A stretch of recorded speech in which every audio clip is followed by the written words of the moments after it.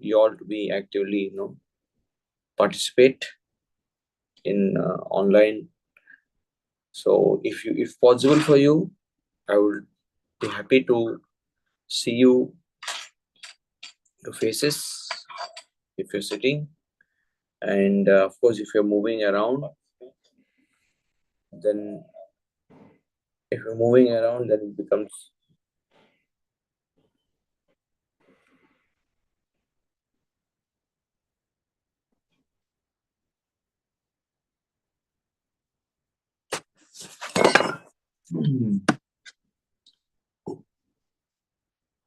and also I'm going to live stream this, so later we have a recording of this. Instead of sharing recordings, all that is a little bit cumbersome way of doing things.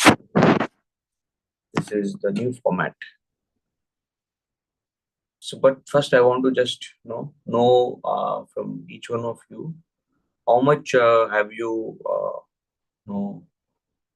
attended classes on Gita or Bhagavatam, or read Gita or Bhagavatam? If each one of you can share, I'll just know our audience.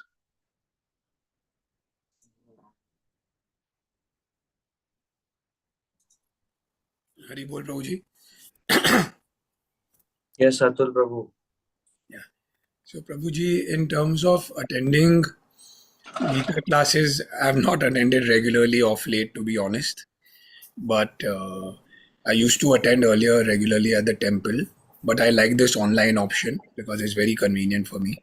So hopefully I can be regular. But of course, I've done the Journey of Self-Discovery course with you, which started my, my connection with you and the temple. So that was that. In terms of reading, Prabhuji, I try and read the Bhagavad Gita and Srimad Bhagavatam about 5 pages every day. I just find that sustainable and consistent to practice at least 5-6 days a week of some knowledge. So that's what I am currently doing. Thank you. Very good. Thank you, Atul.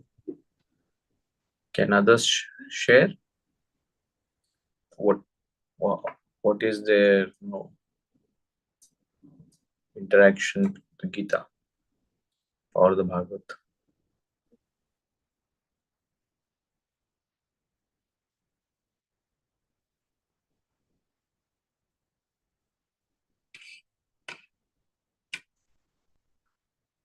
Yes, Mehta, Hemali, Asmi, Dharmesh, Manoj, Pooja, Soni. Any of you want to make me aware of your grasp, or how much have you heard or read the Gita? Hare Krishna, Prabhuji. I'm Asmi here. Yes, Hare Krishna. I read the Bhagavad Gita.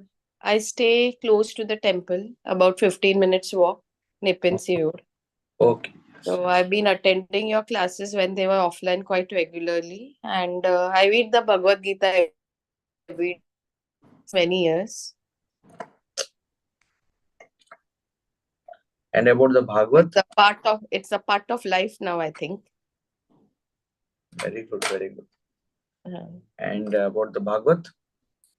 Bhagavad, I've read once, but not as regularly as the Bhagavad Gita. Okay. Bhagavad Gita has become a kind of life manual now, I can say.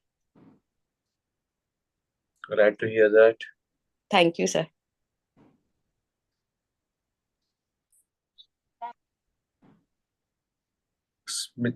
Yes, Smita, or wants to speak. You are very. Is it Smita or Manoj are speaking?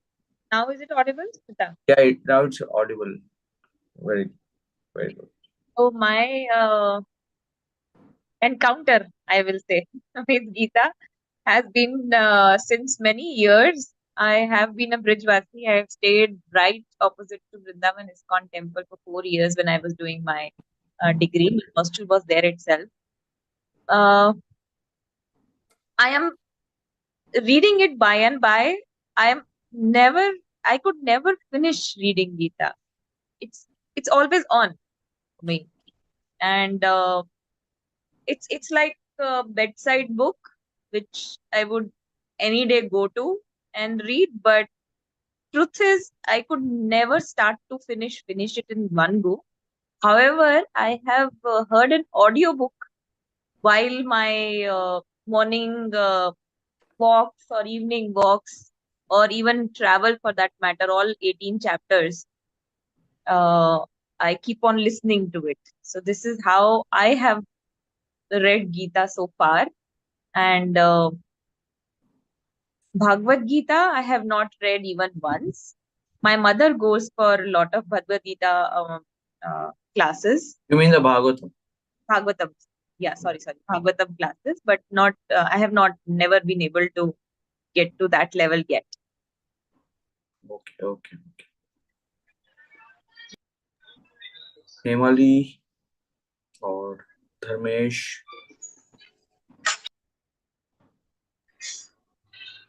Hare Krishna, Prabhuji. Hare Krishna. Yes.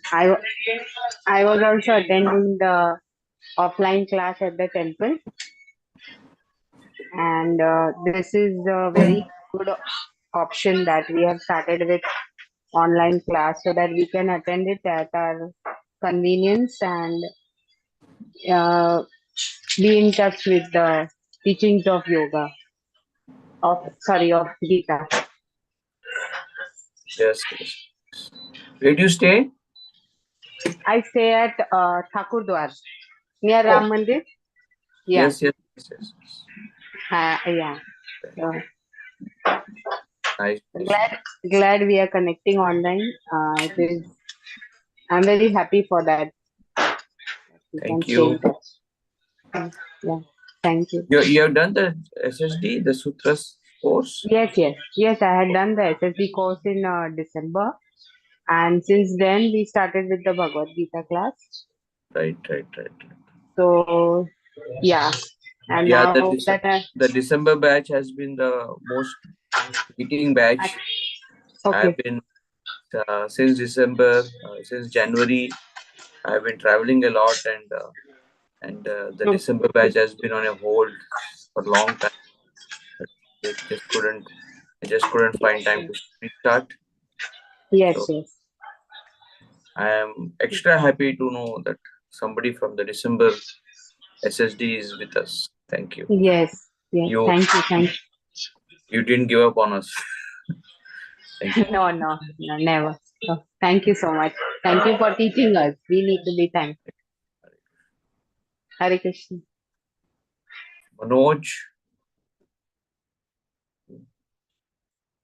Hare Krishna Babaji, Dharmesh here. Dharmesh, yes. I have recently done your SST course in March, I think. Okay. Yes. April, right? April. Yeah, April. Yeah. Right. So I've read Bhagavad Gita once and I've Oh, heard it twice of Amog nice. Leela Prabhu Amog Leela Prabhu. Oh, very nice. Online. on YouTube. Yeah. Yeah. Very nice. And who else is Madhav? Madhav, would you like to just brief us about your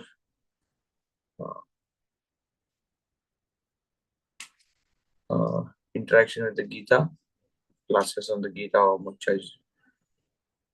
has it been?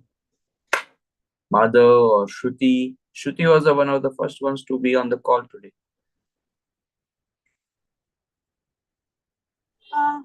Yes, sir. Sorry, Yes, Shruti. Just tell us in brief.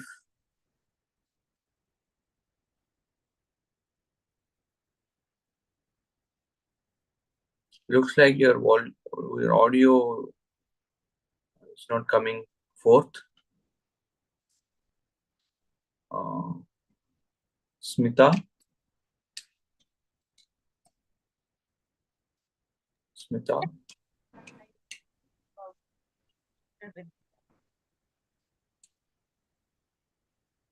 Again, your volume is also too low for us to hear. Better now? Yeah, better now. I was saying I just spoke about my encounter with Gita. Yes. Sorry. I stay near to the ISKCON Pune, so I visit often. I wanted to have it online, the classes, offline the classes, but somehow I didn't come to know when it was happening. But now I'm happy that I saw this and just join. Okay. Thank you. So let's after this brief, getting to know of you all, where all you have interacted with the Gita. Obviously, Gita is something that's in India, especially lately, more and more, being discussed.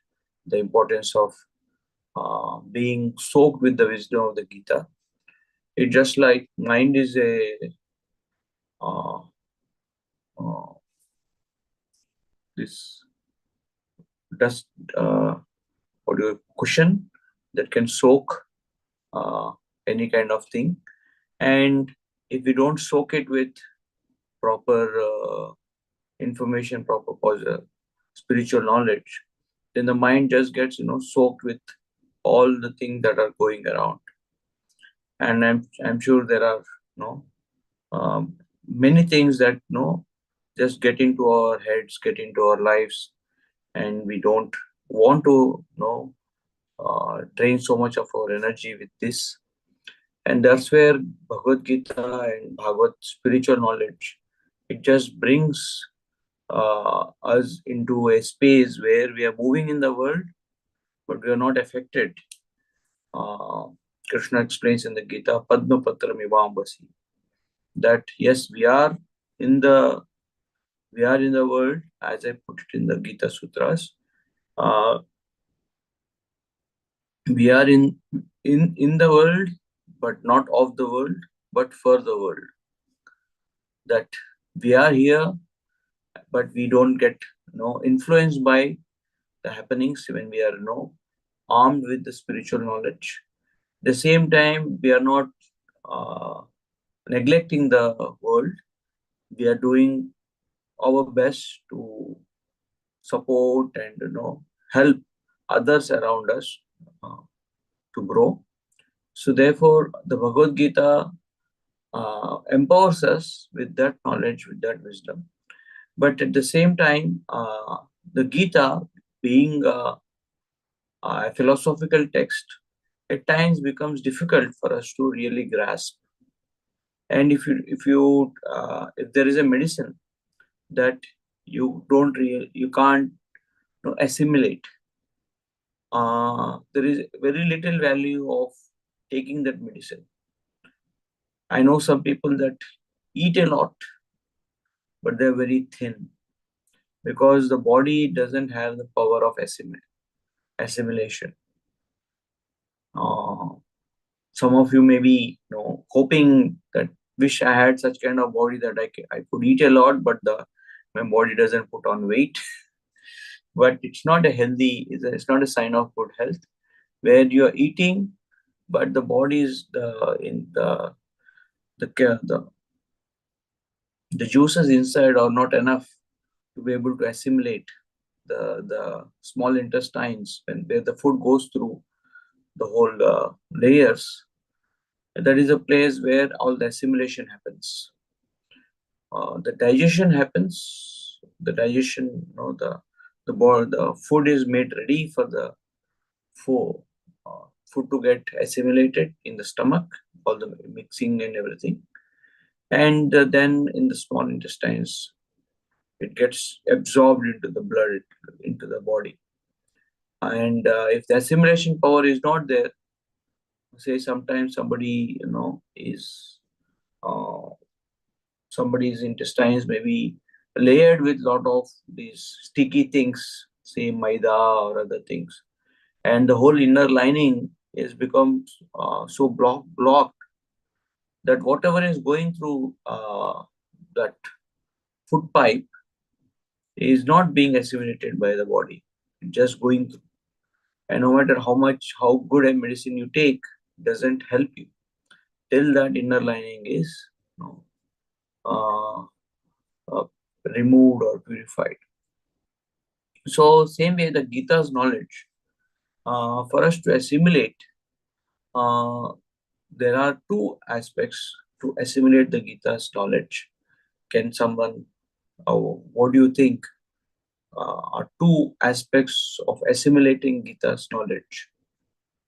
There are 700 verses of the Gita, and if we want to really assimilate, digest Gita's wisdom, I'm saying there are two aspects that we need to work on. Can someone guess? Surrender and faith. Surrender and faith. Very good. Smita Mataji. Very nice. Anyone else? To learn from someone like a teacher. To learn from someone like a teacher. Yes, very nice. Any other? To detach yourself from others and other things. Ask me to detach yourself from yourself and other things. So, any other? To develop bhakti, Prabhuji. To develop bhakti. So this is Dharmesh saying to develop bhakti. So, two aspects of two elements are needed for us to assimilate Gita's wisdom. And you all mentioned one of it definitely. One is application. That Gita's wisdom is not going to come into a reality, a realized knowledge, till we are attempting to apply it. You hear in the Gita, there's a verse where Krishna says, Rasoham Kaunteya, that I am the taste of water. So you hear that, but when you are drinking water, if you're not consciously trying to be in that space where you are experiencing the taste of water as Krishna, then there is no application. That you are not putting into action the knowledge that is there. Or when Krishna is saying, Patram Pushpam Phalam Toyam Yume Bhakta Prayachati, he's saying that if you want to please me, please offer me prasad, food, and then you have it. Then and Krishna in the Gita, 3rd chapter, he says, Yagnartat karmano anyat lokoyam karma bandhana. That only food that is offered in the yajna or to me, only that food can free us from karma bandhana. Otherwise, the food or karma binds us in this world. Whatever action we do, if it is not an offering to Krishna, it binds us. So therefore, application is an important aspect of assimilation. And another important aspect of application of assimilation is that we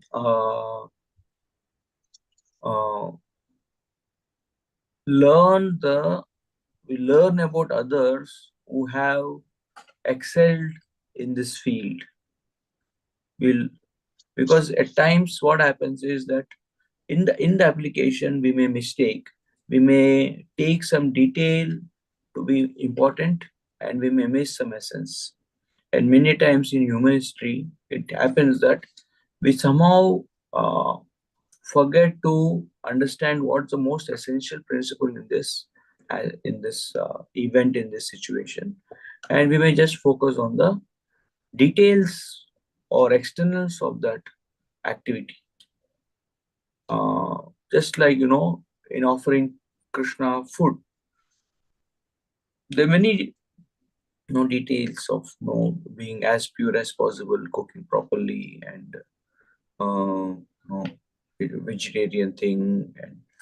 But the most important element in that is is devotion, is that you really want Krishna to eat, to accept your offering.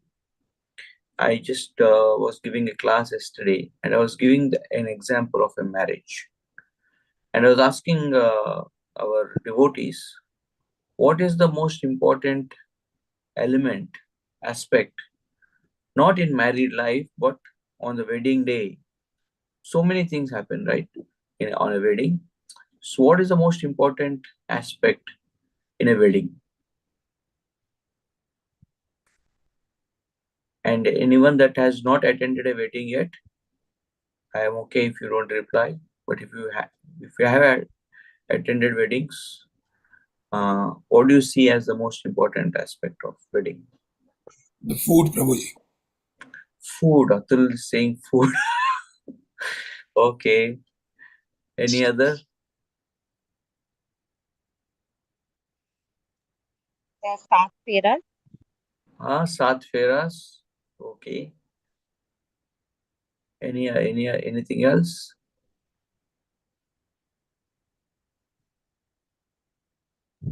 The vows that are taken and Kanyadan. Vows that are taken in the Kanyadan. Anything else? I'm not denying any of you. I'm just kind of doing perspective. Then I'll share what I feel or what. Anything else about the marriage? Feel is the most important.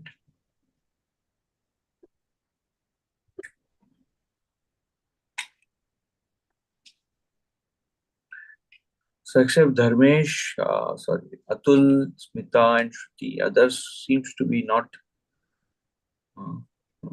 not attended a marriage. I said the Saat Feras. Yes, Smita. That's right. Atul, Smita, and Shruti. I am Smita, Prabhuji. आपने क्या बोला? Smita, I said the Saat Feras. Yes. I'm agreeing. I'm saying आप तीनों ने ही बोला, बाकी लोगों ने अभी तक शादी अटेंड नहीं किया, वो मैं बोल रहा हूँ. Okay, Prabhuji, sorry. I'm just being sarcastic.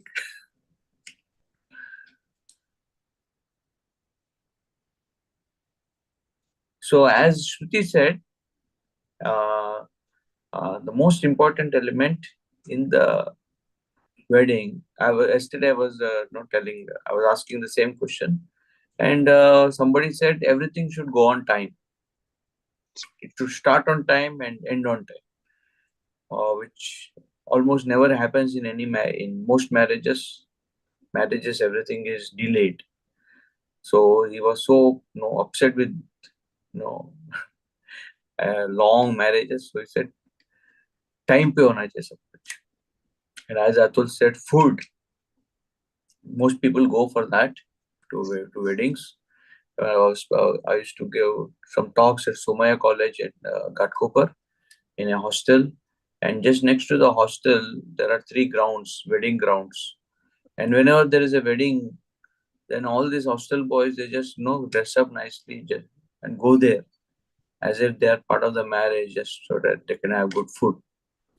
But as Shruti said, the most important aspect in the marriage, the core of the marriage, of the wedding, is the vows, the commitment that they take towards each other, and the responsibility that they accept in service of God. And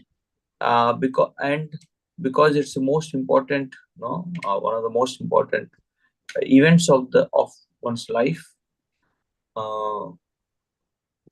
So we do it in the presence of Agnidev, of devotees of the Lordship. So that's why there is the Agni and there is the Yagya Kunda of Lord Narayan being there as the Yagya Murti. And we do Satvera as a pradakshina to share that we will make these vows as a central point in our marriage.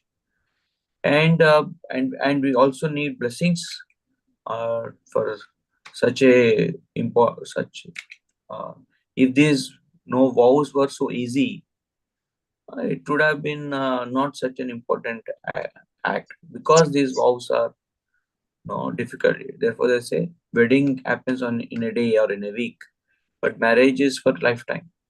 Or diksha, initiation, can happen in a day, but to follow the vows of initiation is what is the is a lifetime's project.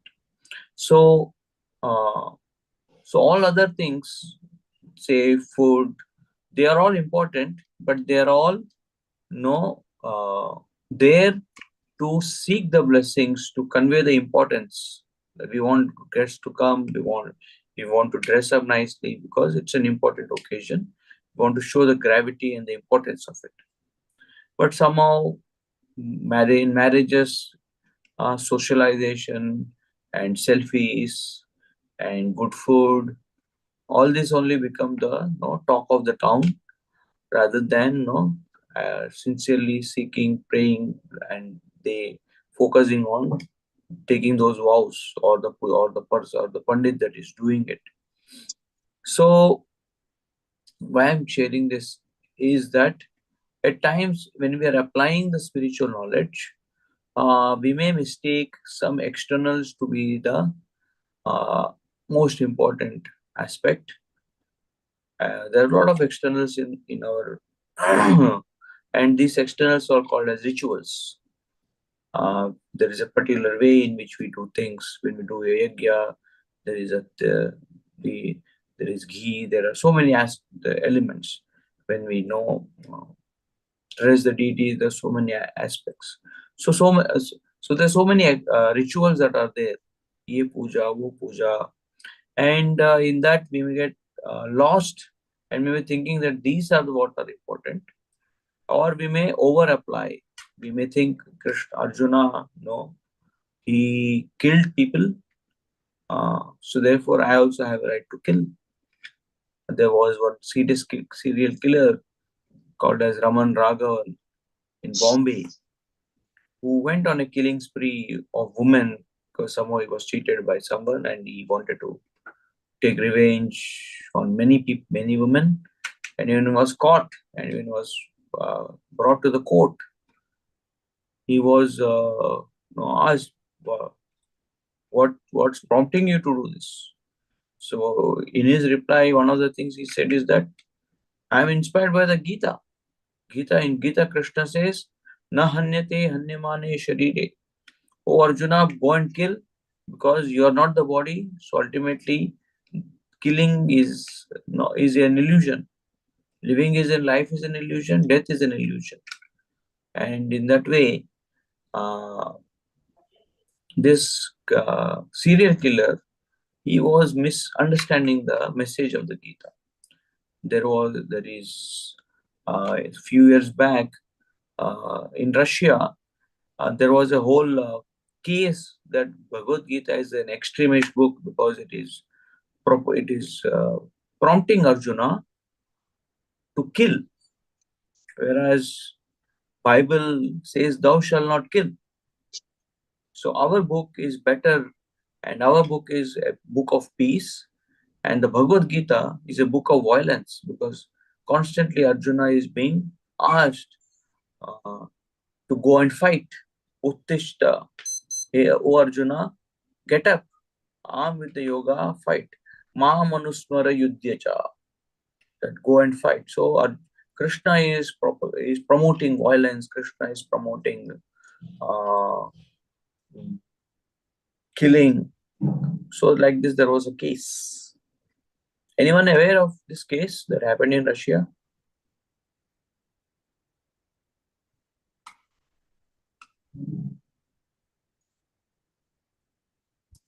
Oh, so when this happened, so then if you just look at the book, it obviously appears to be, yes, Krishna is really motivating Arjuna to kill, but was not about killing. It was about doing his duty, and Krishna spoke so many other things. One of the first principles Krishna speaks about about spiritual realization is ahimsa, is to be non-violent. But non-violence has two aspects to it. आप bag What? में इधर ही रख दो number फिर हाँ Are you speaking to the class, Mataji? oh no oh I'm Okay. sorry I'm outside I think this platform is listening but it's very difficult to talk Okay, I'm just muting you. I'll just mute mute even Manoj. So if you want to speak, I'm just trying to keep it interactive, so I get to know views from you, and it doesn't become a one-sided thing. So when this case was happening, our devotees and were sharing that Gita is promoting as much Arjuna to. Looks like I need to just mute everyone.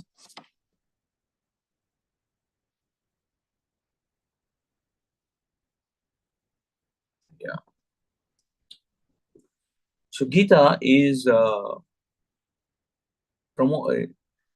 as much as it is telling about doing Arjuna his duty. And so the external was Arjuna was being asked to kill, but below that the main crux of that was that Arjuna was giving up his Kshatriya duty, he being a warrior, and it was his right. And he was fighting for the right cause. So therefore, for him to give up that duty would lead to more violence in the future. Say, if you uh, allow a terrorist to not being killed, what will he do? Your non-violence is going to create more violence. So therefore, ahimsa paramo dharma, himsa tataiva cha. So therefore, the verse says that, but for the protection of dharma, if you have to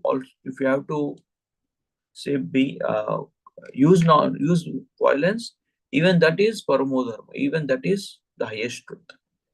So when we don't understand the Gita well, there is a chance that in the application of the Gita, we may mistake, we may over apply, we may think it is, we may make it too simplified, like diluted, that Gita is talking about breathing, that you should breathe properly, prana apana samayukta. So there are some verses that do focus on health. There are some verses that do focus on on our mental health. But all these are coming with a package to prepare ourselves for a particular purpose. Or when Krishna speaks about Sarva Dharman Parityajya Mamekam Sharanam Vraja, and Krishna speaks about giving Arjuna at the end, telling, "Oh Arjuna, give up all your duties, just surrender to me." This verse seems to be an escapist verse. Hey, Krishna is initially told Arjuna to fight, but now he is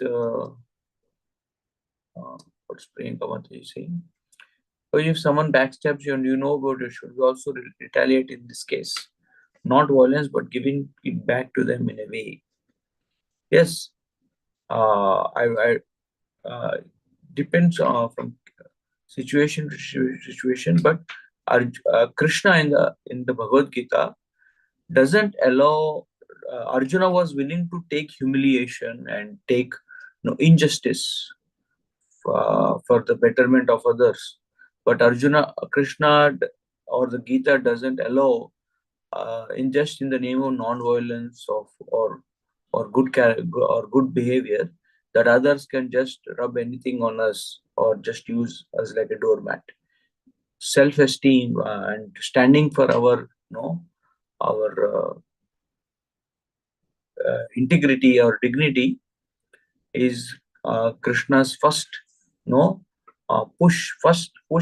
first wisdom that Krishna gives is that, first of all, understand that you are not the body, you are the spiritual soul that is now engaged in the body, and therefore Don't be too occupied with just the external situation that you are in there. Be grounded in your spiritual reality. And after that, he speaks about Swadharma, that, oh Arjuna, you are speaking that, no, I want to just go to the forest and do that. And you are wanting to self-sacrifice, right? To those who are abusing you, those who are misusing the property. So Krishna didn't allow that. Krishna did stand up. We just have Lord Ram going and bringing back Sita Devi. So therefore, allowing violence is also we become part of the trouble. We become part of the situation. Therefore, but that's why we need to understand, how do you stand for yourself. The Bhagavad Gita asks us to stand for ourselves, at the same time not being totally obsessed with ego. How do you stand for yourself without being egoistic? It's a great challenge. So therefore, the Bhagavad Gita, if you want to assimilate it, if you want to really get benefit of it, one is that we hear the Gita and we try to apply the Gita. So the application, and along with the application, because there is the danger of misunderstanding the application. What I'm coming to is that we hear about other great souls, other people who have properly applied the Gita. So we know the history of the people, of those devotees, the history of the devotees that have lived by the Gita. Just like Arjuna. Now Arjuna, what happened to Arjuna after he heard the Gita? After he heard the Gita, what exactly happened to him? Yes, we know that he fought the battle. Did Krishna protect Arjuna the way he said Krishna will protect? Yoga Kshem Mahamyam and Masucha, if you just surrender to me, I'll protect you. Did that happen? And if Yes, that happened, who's saying this? Dharmesh, sir. Yes, it Dharmesh. happened. So Dharmesh, you are saying, but let me take a devil's advocate here. If you know the Mahabharata, after Arjuna surrendered to Krishna, and Arjuna started to fight, Arjuna's son Abhimanyu was brutally killed. 16-year-old boy was killed by Kauravas. Why didn't Krishna protect? If Krishna promises protection, Krishna didn't protect Abhimanyu. Arjuna could have broken his faith and said, just 2 days back you spoke such high, hefty, lofty philosophy and showed your Virat Roop, how you are devouring everyone. But now when my son is being killed, massacred, by 6 warriors at once, where were you, Krishna? Why didn't you protect my son? Did Arjuna lose his faith? And how did Arjuna respond? Does Krishna really stand by his words? So if we don't read the history of the devotees, of what happened to them, we may be in a unrealistic space where we are thinking that once I read the Gita, problems won't come to me. People will be nice to me. It didn't happen to Arjuna, and it may not happen to us, or we may not, and what we're expecting, the protection, may not be at a physical level, or may not be at a level at which we are thinking. So yes, Dharmesh, you're saying yes, Krishna did protect, but physically, if you see, Abhimanyu brutally was killed. So therefore, why is the Bhagavatam there after the Bhagavad Gita? Because if you don't if you don't read the Bhagavatam, if you don't hear the histories of these great souls, how did they respond? What were their lives before taking to spiritual life and after taking to spiritual life? Was it a, as they say, bed of roses? Was their life a bed of roses? Was Bhishma's life a bed of roses or a bed of thorns? And where exactly is that peace that Krishna promises? Krishna says, Bhuktaram Yajnatapasam Sarvaloka Maheshwaram Surudam Sarvabhutanam Jnatva Mam Shanti Vichati. One who knows me achieves ultimate peace. But on the warfield, was Arjuna at peace? He was in great anxiety to fight and win. After Krishna spoke the Gita, you don't see at the external level any kind of help that Krishna did. That okay, I'm giving you energy boosters, I'm giving you extra weapons, or you just sleep, Arjuna, I will fight. You just chant. He didn't care. So therefore, the importance of the Bhagavatam is so that we understand how do we place spiritual wisdom in our lives and what is the expectation that we can have from Krishna. There is a very famous theory in the West called as prosperity theology. And this says that if you go to Krishna, if you go to the church, Jesus will make you prosperous. And the proof of your faith in God is that you are becoming prosperous. You're making more money. You are minting money there. And if you come to Jesus, he'll make you prosperous. And it's a very famous theory, prosperity theology. And people really throng to such promises. If I go to Krishna, I'll be like Sudama, who went and offered Krishna some poha, and he became a billionaire overnight. So Krishna will do that to me too. But we may be mistaken that you may come to the temple for 1 year, 2 years, and you may not really excel in your studies the way you expect, the way you see. Because what Krishna is engineering is not just a small portion of our life. The way Krishna engineers master plans is how can a soul come to me and how can he come to his fullest potential, and how can he be for the purpose for which I have made. And Krishna has made each of us for different purposes. Just like in a food, each element in the food has different purposes. Rai, there is tel, there is rice, there is dal. Each one has its flavor. Each one has its utility. So Krishna has made each of us for a different purpose. And therefore, when we do hear the histories in the Bhagavatam that tell us lives of devotees that have lived spiritually, and how did they face challenges, what type of challenges came to them. And when we hear these, then our understanding of the Gita becomes more realistic, more expansive, and more mature.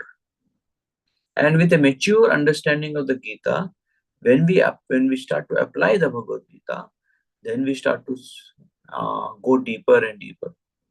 Else, the Gita's wisdom without these two elements, application and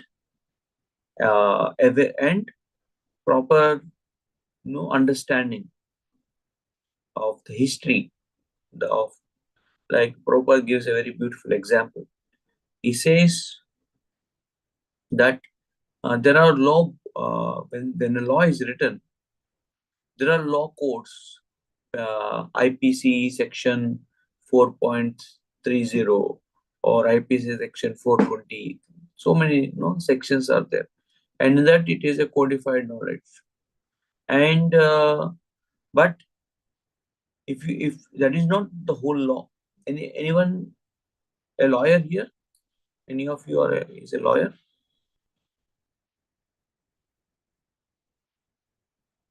Okay, we don't have any lawyers today in our class. Sir, I am a law student. I'm not lawyer. Shruti, you're a law student. Okay, so correct me if I'm wrong. That along with the law codes, there are also case study books, which take actually more time and more complications come up, because because codes they seem to be simply put in a very legal terminology, but case studies bring forth different kinds of situations that were faced, where apparently two kinds of laws were conflicting, and in that situation 2 or 3 types of laws were conflicting. How was it handled? Just like when this 26/11 attacks happened, five of these criminals were above 18, so they were being taken to the court and proceedings were happening, but one was 17 years. So when one was 17 years, he cannot be taken in the same court. There is a juvenile court, and in the juvenile court the maximum punishment is only 3 years. Sorry. Only 3 years for such a heinous crime. Not 26/11, sorry. December 11th, Nirbhaya case attack. Was it December 11th? December some date, I forget. So in that case, one was a juvenile, one was less than 18 years, and the law said somebody who's under 18 cannot be punished more than, and for such a crime others were being hanged, and this guy was going to be released after 3 years or 3 months. So such a uproar in the public that how can this guy, and he was one of the worst guys that did harm to her, that lady, with that rod and other things. So the court had to really think, how can this guy also be brought under almost equal punishment as the others, because just for namesake he is underage, but the crime that he has done and the consciousness that he has, not at all repentful of what they did. So then then they had to refer what to do. Then they got a case, then they got some history in United States where something like this was there, and then there is a clause where that which shifts such cases even by juveniles if it is of extreme degree to a normal thing. And so there had to be an amendment that had to be made in the case in the law courts, and then they punished this underage person almost equally as those who are above age. So then our Indian law system, they also had to amend their juvenile laws in cases of extreme violence. Then they have been some kind of clauses had to be put. So without a case study and a history and awareness of such case studies, and expertise of a law is not just in knowing the laws, but in knowing how and where to apply the laws, and how in the past the application had happened. So the application without being aware of the history may be immature, maybe just letter, taking the letter of the law and missing the spirit of the law. So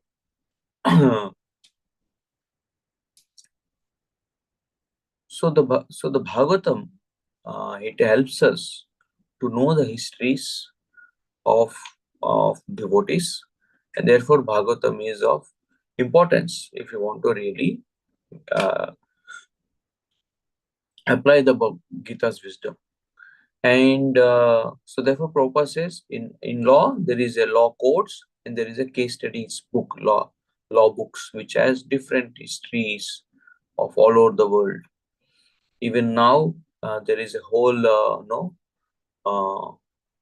discussion in the United States of banning an app called as TikTok. Any of you used a TikTok? Very addictive app. I also, when it was not banned in India, I did not try out what is this TikTok everyone is discussing about, and in 2 days I realized how addictive it was. I deleted it from my phone, and later India had banned the TikTok. It was a Chinese app that was security wise and other aspects, and now the discussion is happening in US about banning the TikTok app, and they are now taking the proof from India that India did this. So, and they have a history. So when there is a history, then it always helps. Even when you go to a doctor, he asks about the history. How are you treated in the past? What worked? What didn't work? What are the allergies that you had?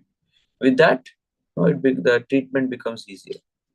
So in our sessions, that's what is our attempt, that we will take the different epic stories in the Bhagavatam and see how the Gita's wisdom was being applied or at times challenged. Like I said about Abhimanyu story, it's definitely that story is definitely a challenge to a mediocre understanding of the Bhagavad Gita or about Krishna or about Krishna consciousness. But only as somebody who is who has understood true spirit and true meaning of the Bhagavad Gita can decode, can understand this very gruesome episode, and it is very well there in the Bhagavatam episode of Abhimanyu. Like how did Arjuna respond? How did Draupadi respond?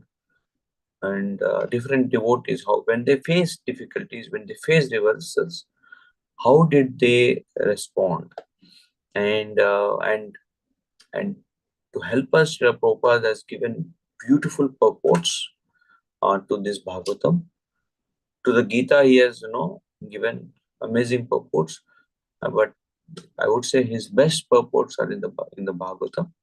So we will, if you are with us, we will take Bhagavad Gita's understanding to the next level through the stories of the Bhagavatam. So we are studying the Gita, but in reference to the story. So it's a much easier, in one sense, easier way to read the Bhagavad Gita is with the lenses of the Bhagavatam. And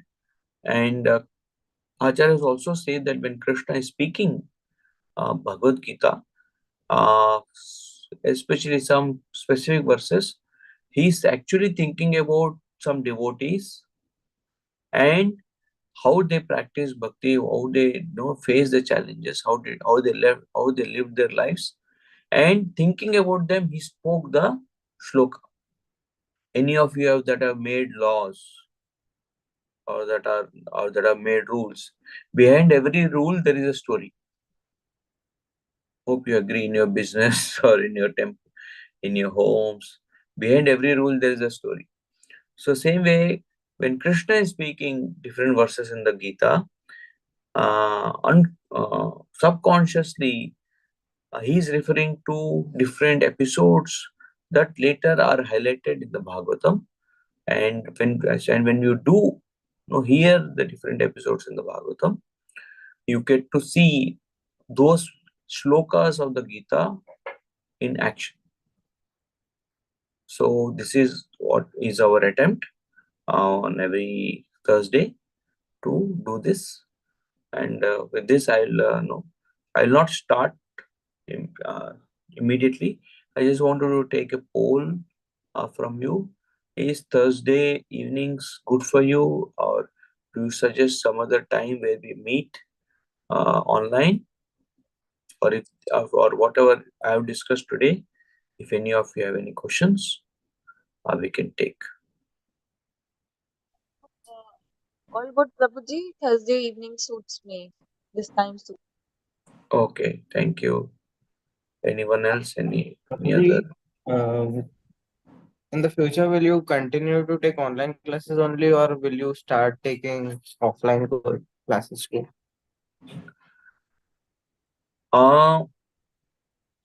If I'm not traveling, and if I have, like today, I'm in the temple, but I had meetings till almost 7:15 or 7:30, I would say.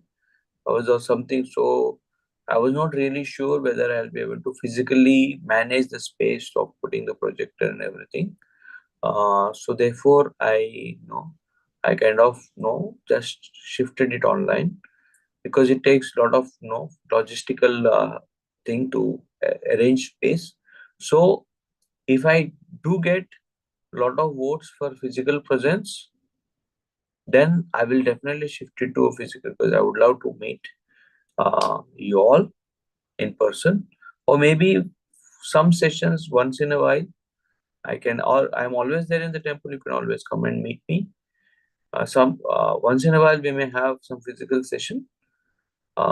If if there is at least 10 people that are having that we want to meet physically.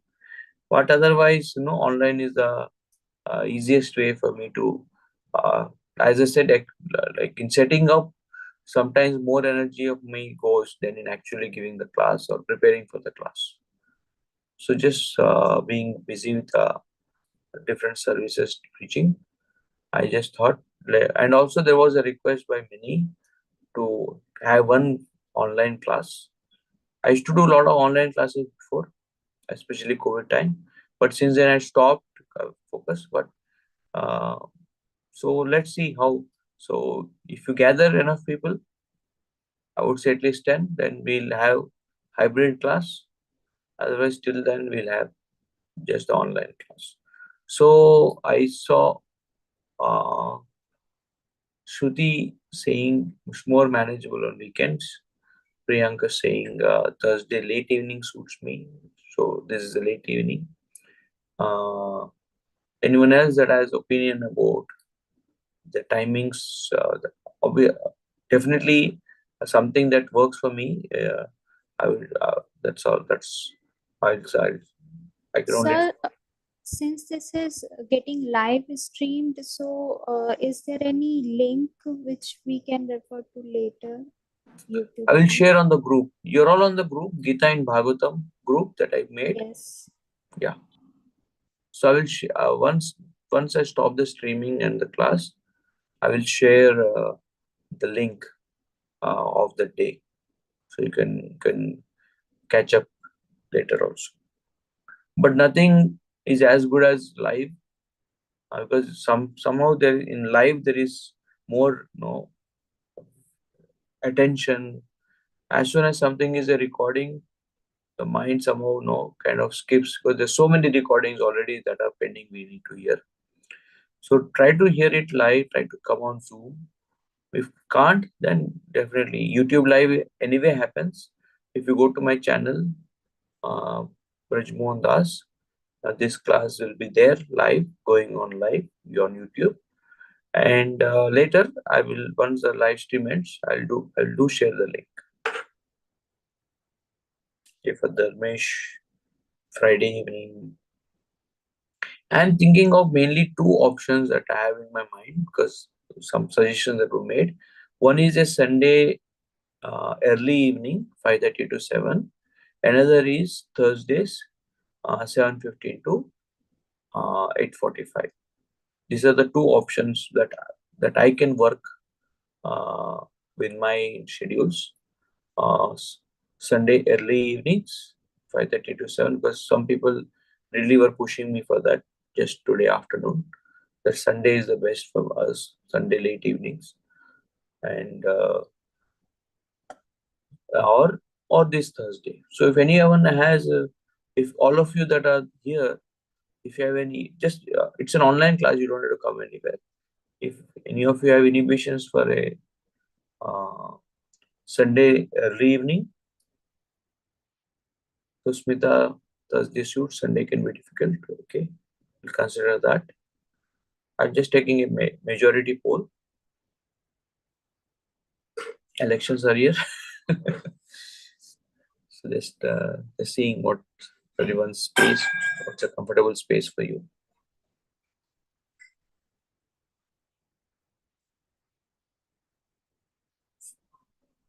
So, I'll also think about it.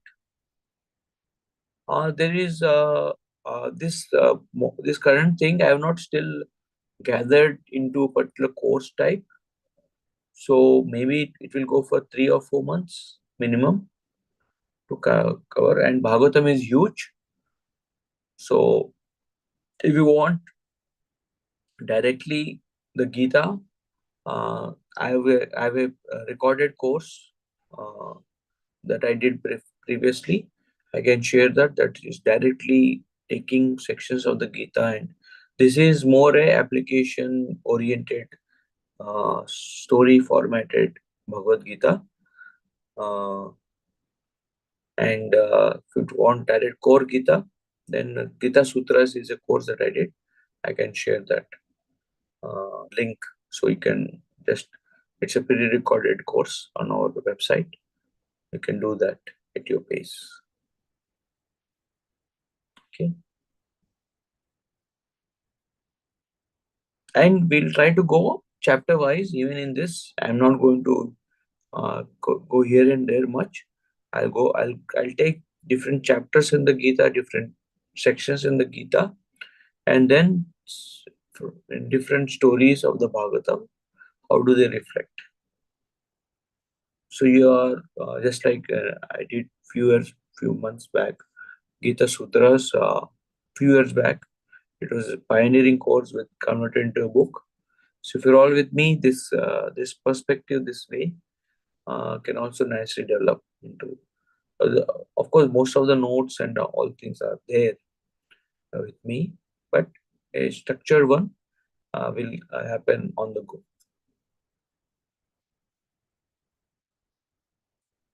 Yes, Shruti will take a poll. Let's be like this. Next Thursday we'll meet. This Sunday will not suddenly shift. Let's go for 1 or 2 Thursdays more, and then once I gather other opinions or other groups, that if the majority or if the most convenience is Thursday or Sunday, accordingly we'll do. Thank you very much for giving your time today on Thursday evening. So summertime, so hopefully you all have time to read and hear the Gita. And I'm also doing a camp for teenagers, a Gita camp for teenagers next week in Worli. If any of you have children that want to learn the Gita in a fun and interactive way with activities, please do register for that. I'll share that. Any of you have like teenagers about 10 age kids, then that I'm there, and because teenage is the most difficult age to catch them, because that's, and now with mobile distraction, summers they go even more wild. So I'm doing a teenagers camp on Gita camp for teenagers mainly. Of course, others can also attend. Dharmesh, you are 15? My son is 15. Your son is. So I'll share the initiative, that camp details. If your son can come, we're going to take 5 topics of the Gita uh, in an interactive, unique way. So it's not boring for them. I think it's in the evenings, 5:30 to 7, or something like that. Early evenings is the plan. 6 days camp on the Gita. So I'll share that also on the group. Okay. Sure, Prabhuji. The only thing would be traveling. I stay in Kandioli. Oh, okay. So let's Fine, see. fine. Then maybe some camp may be happening close by. Yeah, if you come across, please let me know. Sure. Shloka from the Gita we should learn, and yes, there are some important shlokas that we should know. That are really sweet, that are really help us in difficult times. We'll as we go ahead, we can learn them. We'll include that memorization of shlokas also a part of our effort here. Prabhuji, any advice how to improve our knowledge on Sanskrit, reading and understanding?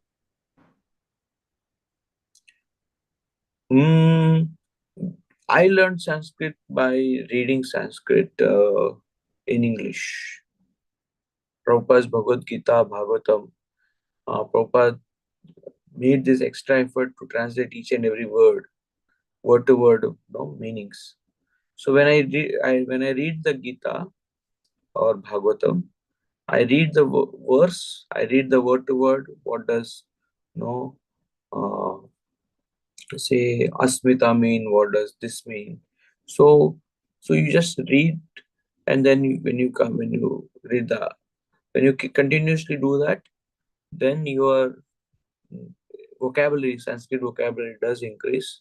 Of course, you will not be able to start speaking about in Sanskrit. If you really want to learn speaking Sanskrit, there are some specific courses for that our devotees do. So which I can suggest. Also pre-recorded and also live courses that sometimes at temple also it happens. But easiest is for is just read Prabhupada's books, Bhagavatam and Gita, and as you're reading, you will start to learn a lot of Sanskrit. Okay. So we'll end today our first call.